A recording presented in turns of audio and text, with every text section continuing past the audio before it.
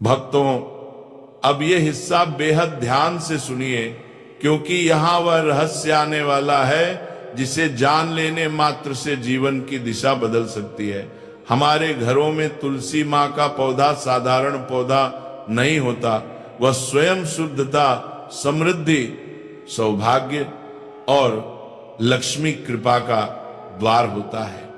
लेकिन दुख की बात है कि बहुत सारे लोग रोज तुलसी को जल तो देते हैं, लेकिन उससे जुड़ा असली रहस्य, असली विधान, असली मंत्र नहीं जानते। इसलिए पूरी पूजा करने के बाद भी जीवन में मन चाहा फल नहीं मिलता, धन आकर भी रुकता नहीं, बरकत टिकती नहीं, और घर में वह स्थिर सुख नहीं आता जिसकी तलाश हर इंसान करता है। भक्तों, एक बात समझ लो, तुलसी पौधा सिर्फ पौधा नहीं, हमारी किस्मत का पहरा है। तुलसी को जल देना सिर्फ पानी चढ़ाना नहीं, भाग्य को सक्रिय करना है। लेकिन तुलसी को जल देते समय सही शब्द बोले जाएं, तभी मां लक्ष्मी प्रसन्न होती हैं और सौभाग्य घर में प्रवेश करता है। पुराणों में वर्णन है, एक दफा जब भगवान विष्णु शयन कर रहे थे, तब माता लक्ष्मी उनके पास आई और उन्होंने पूछा, स्वामी, लोग तुलसी मां को जल तो देते हैं, पर असली फल किसे मिलता है और क्यों? तब भगवान विष्णु मुस्कुराए और बोले, हे देवी, तुलसी मां को जल देने का असली चमत्कार तब होता है जब जल चढ़ाते समय इंसान अपने मुख से 3 दिव्य शब्द बोलता है। ये 3 शब्द सामान्य नहीं, ये वही शब्द हैं जो मां लक्ष्मी को चलकर घर में प्रवेश करने पर मजबूर कर देते हैं। माता लक्ष्मी ने विनम्र स्वर में फिर पूछा, स्वामी, मुझे जल चढ़ाने का महत्व तो आप बता चुके, लेकिन इसे जल चढ़ाना कैसे है और कौन से 3 शब्द हैं जो मनुष्य की मनोकामना पूर्ण करते हैं? तब भगवान विष्णु बोले, हे देवी, तुलसी को जल चढ़ाना तभी फल देता है जब उसमें प्रेम, श्रद्धा और सही मंत्र हो। बिना मंत्र के जल चढ़ाना वैसा है जैसे दीपक जलाकर बाती न रखना, प्रकाश नहीं मिलेगा। तब विष्णु भगवान ने आगे कहा, तुलसी मां को जल देने के दौरान बोले गए 3 शब्द मनुष्य के जीवन से दरिद्रता, भय, बाधा और दुर्भाग्य को काट देते हैं। वही शब्द धन, सौभाग्य, सुख, शांति और लक्ष्मी कृपा को जीवन में स्थिर कर देते हैं।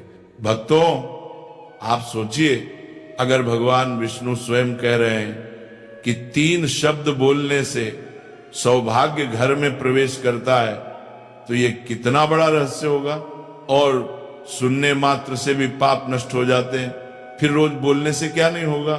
भगवान विष्णु आगे कहते हैं, जो भी व्यक्ति रोज तुलसी मां को जल देते समय इन 3 शब्दों को बोल देता है, उसके भाग्य के बंद दरवाजे खुल जाते हैं, उसके जीवन से कंगाली मिट जाती है, धन, सम्मान, तरक्की और खुशी उसके कदम चूमने लगते हैं, उसके पाप कट जाते हैं और घर में अशांति समाप्त हो जाती है। ऐसा व्यक्ति कभी गरीब नहीं हो सकता। इतना सुनकर माता लक्ष्मी बोली, हे प्रभु, कृपया पहले इस चमत्कारी मंत्र का महात्म्य सुनाइए ताकि मैं पूरी भावना के साथ इसे सुन सकूं। तब भगवान विष्णु ने एक कथा के माध्यम से इस मंत्र का महत्व सुनाना शुरू किया। और भक्तों, ये वही कथा है जहां वह दिव्य मंत्र प्रकट होने वाला है। वह मंत्र सिर्फ 3 शब्दों का है, लेकिन उसकी शक्ति 1000 वर्षों की पूजा पाठ के बराबर है। दक्षिण में एक अत्यंत शोभायमान नगरी थी। उस नगरी में रमेश नाम का एक खोटी बुद्धि का ब्राह्मण रहता था। पापियों का तो वह शिरोमणि था। उसका जन्म एक ऐसे ब्राह्मण परिवार में हुआ था जो पाप कर्म करने वाले शास्त्र ज्ञान से शून्य थे। वह जन्म से तो ब्राह्मण था, किंतु कर्म से वह अत्यंत दुराचारी था। वह न पूजा पाठ करता, न ध्यान करता, न जप, न हवन और न ही मेहमानों का सत्कार करता था। उसके द्वार पर आए मेहमानों को बिना दान किए ही क्रूरता पूर्वक भगा देता था। स्त्री लंपट होने के कारण वह सदैव ही पराई स्त्रियों में आसक्त रहता था। उसे मदिरापान करने की भी आदत थी। साथ ही वह मांस खाया करता था। वह दिन में खेत में काम करके पत्ते बेचकर जीविका चलाया करता था और रात में वेश्याओं का सेवन करता था। इस प्रकार से उसे ब्राह्मण ने अनेक वर्षों तक जीवन व्यतीत किया।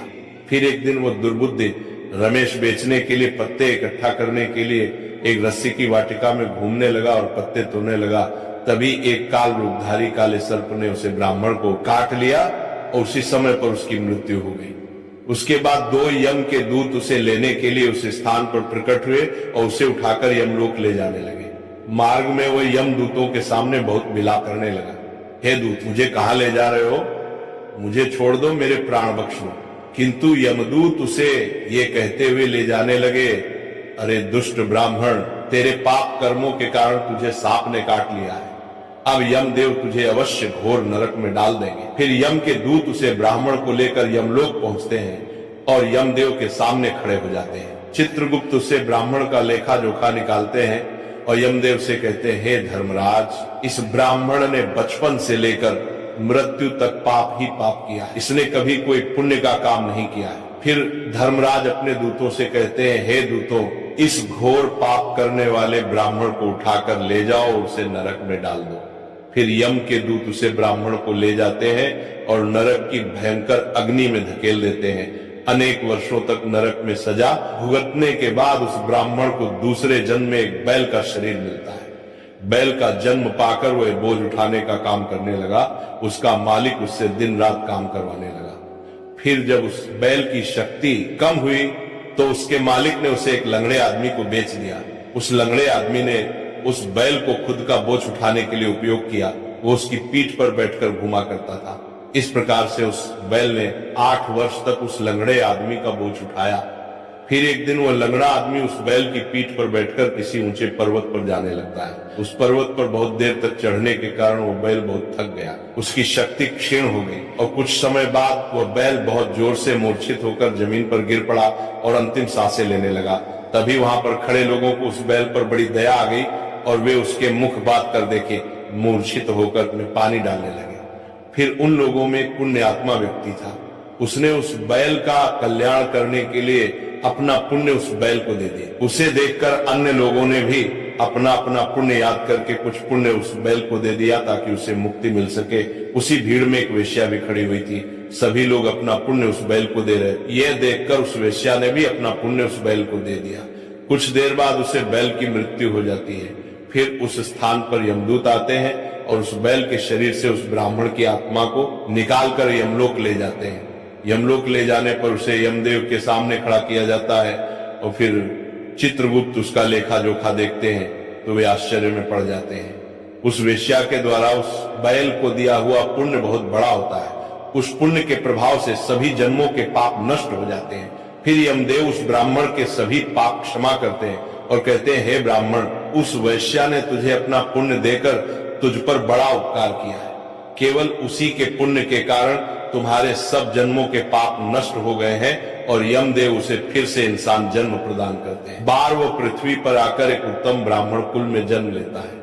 उस महापुण्य के प्रभाव से उसे इस नए जन्म में अपने पूर्व जन्म की बातें याद आने लगती हैं। जब वो ब्राह्मण बड़ा हो जाता है तो उसे याद आता है कि पिछले जन्म में जब वो बैल था तब एक वेश्या ने उसे उसका पुण्य दे दिया था। इसीलिए उसके मन में उस वेश्या के बारे में जानने की इच्छा होती है और उसे महापुण्य के बारे में जानने के लिए उस वेश्या का पता लगाकर उसे ढूंढते हुए उसके नगर में चला जाता है।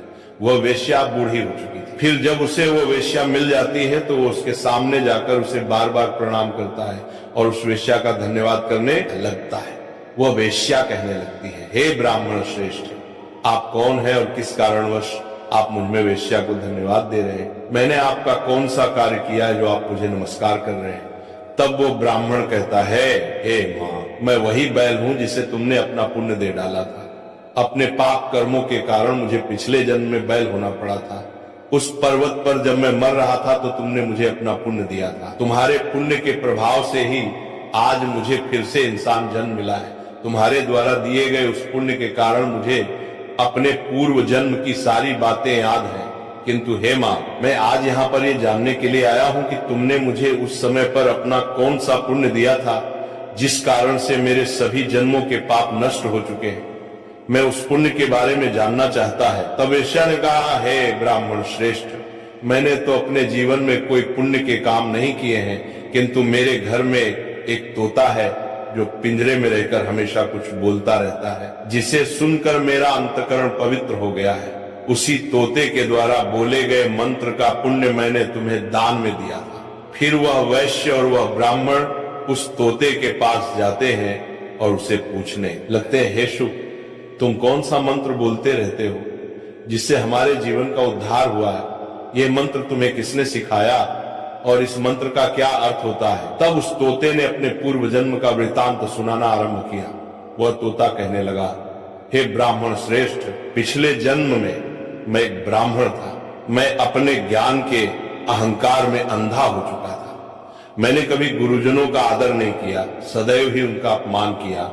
मुझे अपने ज्ञान पर इतना अधिक घमंड हो गया था कि जिस कारण से मेरा क्रोध बहुत अधिक बढ़ गया और मैं सभी से द्वेष करने लगा, अन्य मनुष्यों को तुच्छ समझने लगा, विद्वानों का भरी सभा में अपमान करने लगा। फिर कालांतर में मेरी मृत्यु हो गई और मुझे यमलोक ले जाया गया। पूज्य जनों और गुरुजनों का अपमान करने के कारण मुझे तोते के कुल में डाल गया और मेरा जन्म एक तोते के रूप में हो गया। मेरे पाप कर्मों के कारण छोटी अवस्था में ही मेरा अपने माता पिता से हो गया। फिर मैं पेड़ की डाल पर बैठकर रो रहा था तो उसी स्थान से कुछ मुनि जा रहे थे। उन्होंने मेरी दयनीय पुकार सुनी और मुझे लेकर अपने आश्रम में चले गए। वहां उस आश्रम पर उन्होंने मुझे एक सुंदर पिंजरे में रखा और मेरा अच्छी तरह से ख्याल रखा। वे मुझे प्रतिदिन भोजन दिया करते थे और पढ़ते थे। उस स्थान पर वे ऋषि मुनि, उनकी स्त्रियां और बालक सभी प्रतिदिन तुलसी के पौधे को जल देते थे और उसके सामने एक मंत्र का जप करते थे। उन्हीं के मुख बार बार उस मंत्र को सुनकर मैंने उसे रट लिया और तभी से मैं उसे पाठ करते थे। मंत्र को जान गया हूं और वही मंत्र मैं दिन रात बोलता हूं। उस मंत्र के प्रभाव से मेरी कभी मृत्यु नहीं हुई और मेरी आयु 100 वर्ष की हो गई और मैं इतने वर्षों तक जीवित रहा। इसी बीच एक रात को एक चोर उस स्थान पर आ गया और उसने मुझे वहां से चुरा लिया और फिर इस वेश्या ने मुझे उस चोर से खरीद लिया। इस वेश्या के घर पर आने के बाद भी मैं उस मंत्र को बोलता रहता था, जिसे सुनकर इस वेश्या का मन भी पवित्र हो गया और वेश्या का काम छोड़कर भगवान विष्णु की भक्ति करने लगी। उसी मंत्र के प्रभाव से मेरे पूर्व जन्मों के सभी पाप नष्ट हो गए और इसी मंत्र के प्रभाव से इस वेश्या का भी अंतःकरण पवित्र हो गया। हे ब्राह्मण देवता, इस मंत्र के पुण्य से आप भी पाप मुक्त हो गए हैं। इस प्रकार से तोते ने उस ब्राह्मण को और उस वेश्या को सारा वृतांत सुना दिया, जिसे सुनकर वो ब्राह्मण और वेश्या दोनों ही अत्यंत प्रसन्न हुए और फिर वे दोनों ही